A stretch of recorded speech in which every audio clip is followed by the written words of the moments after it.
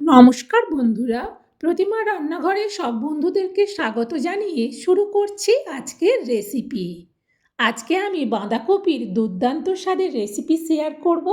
তার জন্য একটা মিডিয়াম সাইজের বাঁধাকপিকে কেটে ভালো করে পরিষ্কার করে ধুয়ে নিয়েছি।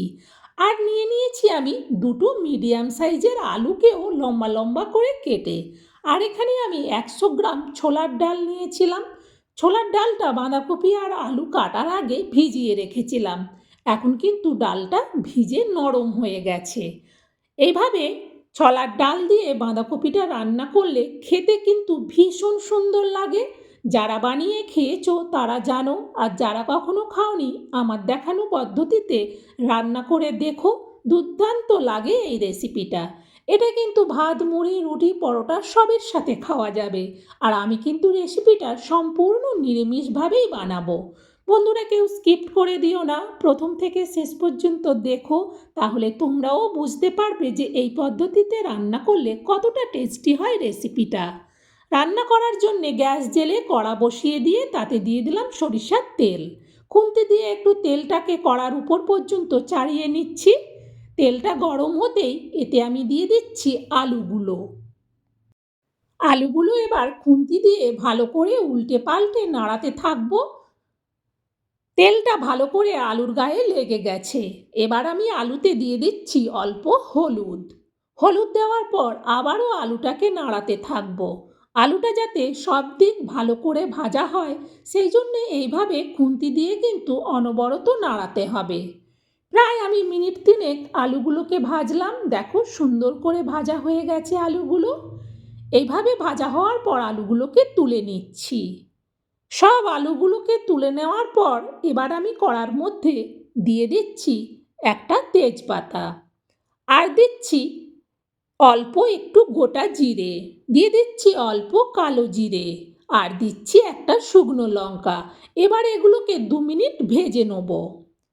এরপর আমি এতে দিয়ে দিচ্ছি গ্রেট করা আদা, চা চামচের মাপে 2 চামচ। আস্তে করে আদাটাকে তেলের মধ্যে দিলাম। অনেক সময় আদা থেকে ভীষণ গরম তেল ছিটায়, সেই জন্যে আস্তে করে দিয়ে একটু 2 মিনিট আদাটাকে ভেজে নিলাম। এবার আমি এতে দিয়ে দিচ্ছি বাঁধাকপিগুলো। সব বাঁধাকপিগুলো একেবারে দেবো না, কারণ অনেকটা বাঁধাকপি আছে। প্রথমে অর্ধেকটা দেওয়ার পর খুন্তি দিয়ে একটু ভালো করে তেলটা সব বাঁধাকপির মধ্যে মিশিয়ে নিলাম। এখন সিজনের বাঁধাকপি, এটা কিন্তু একটু তাপ পেলেই একেবারে গলে কমে যাবে। দেখো, পুরো বাঁধাকপিটা সবটা এবার দিয়ে দিলাম। দেওয়ার পর এটা আমি ঢেকে দেবো। গ্যাসটা বাড়ানোই থাকবে। মিনিট তিনেক বাদে আমি কড়ার থেকে ঢাকনাটা সরাচ্ছি। দেখো, বাঁধাকপিটা অনেকটাই কমে গেছে। খুন্তি দিয়ে একটু নিচ থেকে উপর পর্যন্ত ভালো করে বাঁধাকপিটাকে নেড়ে দিলাম। এইভাবে ভালো করে বাঁধাকপিটা যখন নাড়া হয়ে যাবে তখন এতে দিয়ে দেবো পরিমাণ মতো লবণ। লবণ দিলে কিন্তু আরও বাঁধাকপিটা কমে যাবে।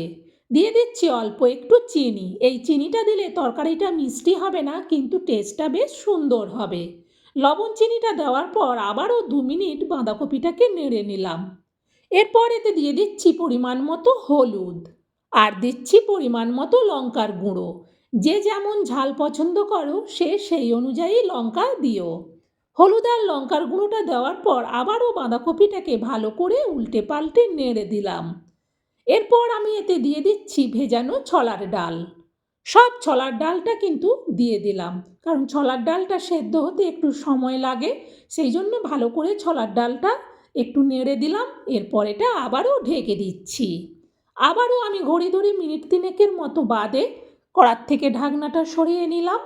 খুন্তি দিয়ে এবার বাঁধাকপি শুদ্ধ ছোলার ডালটাকে উল্টে পাল্টে একটু নেড়ে দেবো। দেখো, বাঁধাকপিটা কিন্তু অনেকটাই কমে গেছে। এবার এতে দিয়ে দিচ্ছি ভেজে তুলে রাখা আলুগুলো। সব আলুগুলো একসাথে দিয়ে দিলাম। এবার খুন্তি দিয়ে ভালো করে সব কিছুকে উল্টে পাল্টে কষিয়ে নেব। লবণ দেওয়ার ফলে বাঁধাকপির থেকে অনেকটাই জল জল ভাব হয়েছে।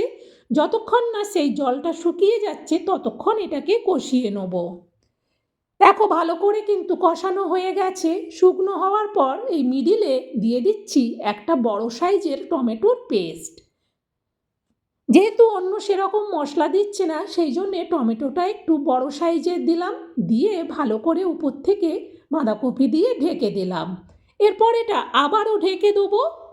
আবারও প্রায় আমি মিনিট 3 বাদে কড়ার থেকে ঢাকনাটা সরাচ্ছি।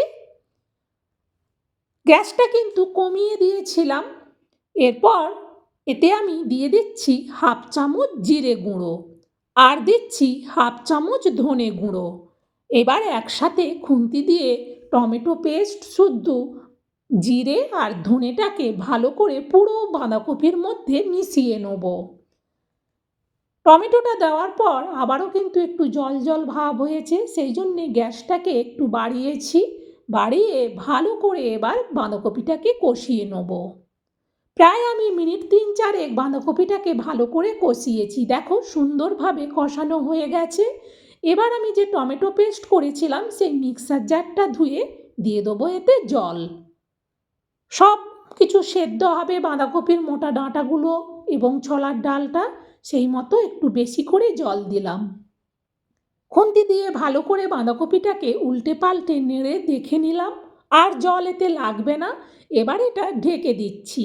গ্যাসটা কিন্তু বাড়িয়ে দেবো, তাহলে তাড়াতাড়ি ফুটে উঠবে। ফুটে ওঠার আওয়াজ হতেই আমি কড়ার থেকে ঢাকনাটা সরাচ্ছি। খুন্তি দিয়ে একবার ভালো করে উল্টে পাল্টে তরকারিটাকে নেড়ে দেখে নিলাম। এইভাবে ভালো করে দেখে নেওয়ার পর এটাকে আবারও ঢেকে দেবো। এবার কিন্তু গ্যাসটাকে কমিয়ে দেবো। আবারও প্রায় মিনিট 3 বাদে আমি কড়ার থেকে ঢাকনাটা সরালাম। এখন মনে হচ্ছে ছোলার ডালটা সেদ্ধ হয়ে গেছে, তবুও একবার খুন্তি দিয়ে ভালো করে নেড়ে দেখে নিলাম। দেখে নেওয়ার পর এতে আমি দিয়ে দিচ্ছি ভাজা জিরে গুঁড়ো 1/2 চামচ আর দিচ্ছি অল্প শাহি গরম মশলার গুঁড়ো, দিয়ে দিচ্ছি অল্প একটু কসুরি মেথি, হাত দিয়ে গুঁড়ো করে ভালো করে দিয়ে দিলাম। দেওয়ার পর খুন্তি দিয়ে একবার তরকারিটাকে আবারও নেড়ে দিলাম। নেড়ে দেওয়ার পর এটাকে আবারও ঢেকে দেবো। এবার কিন্তু গ্যাসের ফ্লেমটাকে একেবারে লোতে করে রাখবো, তাহলে জলটা তাড়াতাড়ি শুকোবে না, কিন্তু তরকারিটা ভালো করে আরও একটু সেদ্ধ হয়ে যাবে। আবারও প্রায় মিনিট 3 বাদে আমি কড়ার থেকে ঢাকনাটা সরাচ্ছি। দেখো তরকারিটা কিন্তু আস্তে আস্তে ফুটছে। খুন্তি দিয়ে একবার ভালো করে দেখে নিলাম। সব কিছু কিন্তু রেডি হয়ে গেছে। নামানোর আগে দিয়ে দিলাম 1/2 চামচ ঘি। এই ঘিটা দিলে কিন্তু সুন্দর সেন্ট হয়, খেতে কিন্তু ভীষণ ভালো লাগে। আর দিয়ে দিচ্ছি অল্প কাঁচা ধনেপাতা কুচি। এখন শীতকালে টাটকা ধনেপাতা পাওয়া যায়, যে কোনো তরকারিতে ধনেপাতাটা দিলে কিন্তু ভারী সুন্দর লাগে খেতে। তরকারিটা পুরো হয়ে গেছে, এবার এটা নাবিয়ে নেব। নাবিয়ে নেওয়ার জন্য এরকম একটা বড় জায়গা নিয়েছি। আমি তরকারিটা আস্তে আস্তে করে এই বাটিটার মধ্যে তুলে নিচ্ছি। বন্ধুরা, এইভাবে ছোলার ডাল দিয়ে বাঁধাকপির সম্পূর্ণ নিরামিষ রেসিপি তোমাদেরকে শেয়ার করে দেখালাম। তোমাদের কেমন লাগলো সেটা কমেন্টে জানিও। ভালো লাগলে একটা লাইক দিও আর এটা শেয়ার করে দিও, যাতে এইভাবে বাঁধাকপির ঘন্ট ছোলার ডাল দিয়ে সবাই বানিয়ে খেতে পারে। সত্যিই এটা ভীষণ সুন্দর লাগে, ভাত রুটি মুড়ি সবের সাথে ভীষণ ভালো লাগবে খেতে। একবার হলেও বানিয়ে দেখো। আরও রেসিপি দেখতে চাইলে চ্যানেলটাকে সাপোর্ট করে রেখো। আবার অন্য দিন অন্য রেসিপিতে